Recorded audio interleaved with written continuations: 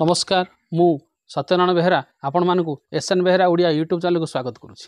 प्रिय दर्शक बंधु यही चैनल रे आपण माने पुराणर सिक्रेट तथ्य उपर जानिबा को पाइबे। तेणुकरी ये चैनल को जदि आपण माने नुआ देखुछन्ती ताले सब्सक्राइब करिया भूलंतु नहीं वो ऑल नोटिफिकेशन को ऑन करू जा द्वारा मु जतले वीडियो अपलोड करबी तार सर्वप्रथम सूचना आपण पाखरे पहुंच जिवो। प्रिय दर्शक बंधु चलंतु जानिबा महाशिवरात्रि विषय रे किछि कथा।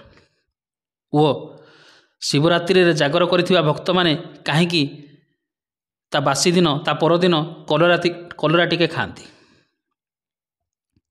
सबु देवगण और असुर मिसी जेतेबेले समुद्र मंथन कले सही समय प्रथमे हलाहल विष बाहरिला।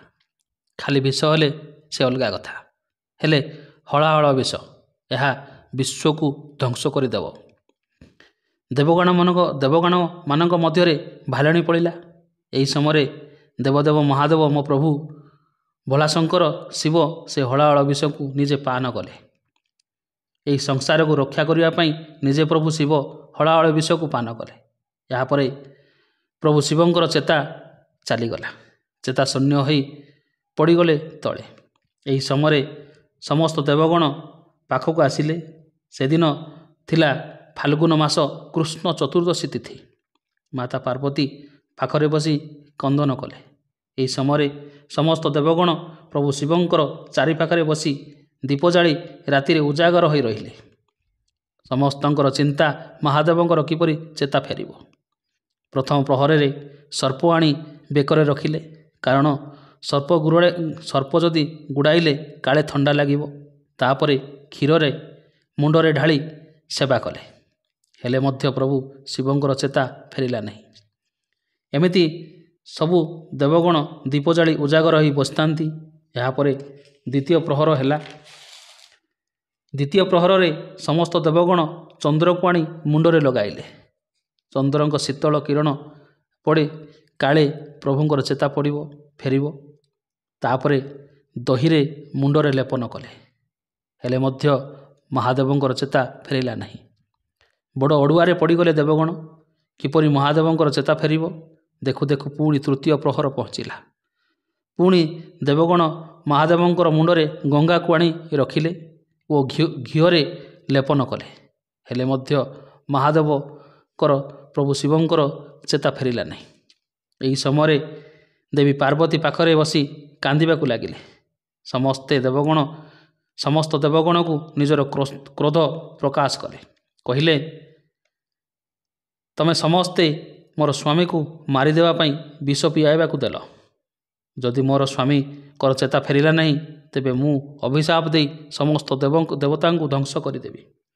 यह शुणी समस्ते हाथ जोड़ी माता पार्वती को कहिले माता आपण एते क्रोध कर नहीं। प्रभु कर निश्चय चेता फेरिबो। यापर चतुर्थ प्रहर हैला। पुणी देवगण माने महुदे मार्जना कले। समस्ते देवगण दीप जाली उजागर हो प्रार्थना कले। यही समय देवी पार्वती क्रोधरे निज हाथरे से विष धरी देवता मानंकु कहिले तुमे समस्ते ये विष को पान कर नचेत मु समस्त को अभिशाप देवी। देवी हाथरे धरिथिबा विषरु टोपे टोपे माटी पड़ा। माटी पड़िथिबा से विषरु एक वृक्ष उत्पत्ति हैला। जार फल पिता अटे। आमे समस्ते ताकू कलरा बोली कहू। एपरी कोलाहल भितरे स्वयं प्रभु विष्णु आविर्भाव हेले। समस्ते प्रभु विष्णु को आखि ढोल ढोल करी दुखरे प्रणाम कले एवं प्रभु महेश्वरंकर चेता फेरिबा उपाय करने को अनुरोध कले। प्रभु विष्णुंकर कहवा अनुसार समस्ते होळहोळी हरिबोल उच्च स्वर रे पकाइले। यापर महादेवंकर चेता फेरिला। देखिले समस्त देवगण दीप जाली राति सारा उजागर होई अछंती। एही समय देवगण मानंकु सांत्वना देई महादेव कहिले जिए भी व्यक्ति तुमे माने करिथिबा प्रत्येक उपाय को राति सारा करी दीप जाली उजागर होई रहिबो ताकु शिवरात्रिर पुण्यफल प्राप्ति हबो। प्रिय दर्शक बंधु एबे चलंतु जानिबा कलरा शिवरात्रि दिन बा शिवरात्रि बासी दिन कहीं कलरा खाती। देवगण मानकर सबु उपाय କରିବା ପରେ ଯେତେବେଳେ ମହାଦେବଙ୍କର ଚେତା ଫେରି ନଥିଲା, ସେହି ସମୟରେ ଦେବୀ ପାର୍ବତୀ ହାତରେ ବିଷ ଧରି ଦେବତାମାନଙ୍କୁ ଖାଇବାକୁ କହିଥିଲେ। ଯେଉଁ ହାତରେ ଧରିଥିଲେ ଦେବୀ, ସେହି ସମୟରେ ଟୋପା ଟୋପା ହୋଇ ସେ ବିଷ ମାଟି ଉପରେ ପଡ଼ିଥିଲା। ସେଇଥିରୁ ଯେଉଁ କଲରା ସୃଷ୍ଟି ହୋଇଥିଲା, କଲରା ଗଛ ସୃଷ୍ଟି ହୋଇଥିଲା। ତେଣୁ ଦେବୀ ପାର୍ବତୀଙ୍କର ଅଭିଶାପରୁ ମୁକ୍ତି ଓ ଶିବରାତ୍ରିର ସମ୍ପୂର୍ଣ୍ଣ ପୁଣ୍ୟ ଫଳର ପ୍ରାପ୍ତି ପାଇଁ ଶିବରାତ୍ରି ବାସି ଦିନ କଲରା ଟିକେ ବ୍ରତକାରୀମାନେ ଖାଇବାକୁ ପଡ଼େ। ଏହାଦ୍ୱାରା ମାତା ପାର୍ବତୀଙ୍କର ଅଭିଶାପ ପଡ଼େ ନାହିଁ ଏବଂ ଶିବରାତ୍ରି ବ୍ରତର ପୁଣ୍ୟଫଳ ନଷ୍ଟ ହୁଏ ନାହିଁ।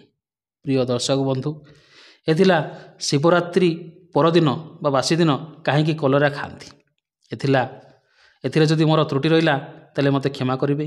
ଏହି ଚ୍ୟାନେଲକୁ ଯଦି ଆପଣମାନେ ନୂଆ ଦେଖୁଛନ୍ତି ତାହେଲେ ସବସ୍କ୍ରାଇବ୍ କରି ଅଲ୍ ନୋଟିଫିକେସନକୁ ଅନ୍ କରନ୍ତୁ, ଯାହାଦ୍ୱାରା ମୁଁ ଅପଲୋଡ଼ କରୁଥିବା ପ୍ରତ୍ୟେକ ଭିଡ଼ିଓ ଆପଣଙ୍କ ପାଖରେ ପହଞ୍ଚିଯିବ। ଏ ଭିଡ଼ିଓ ଗୋଟେ ଲାଇକ୍ କରନ୍ତୁ ଓ ନିଜ ସାଙ୍ଗସାଥି ମଧ୍ୟରେ ସେୟାର କରନ୍ତୁ।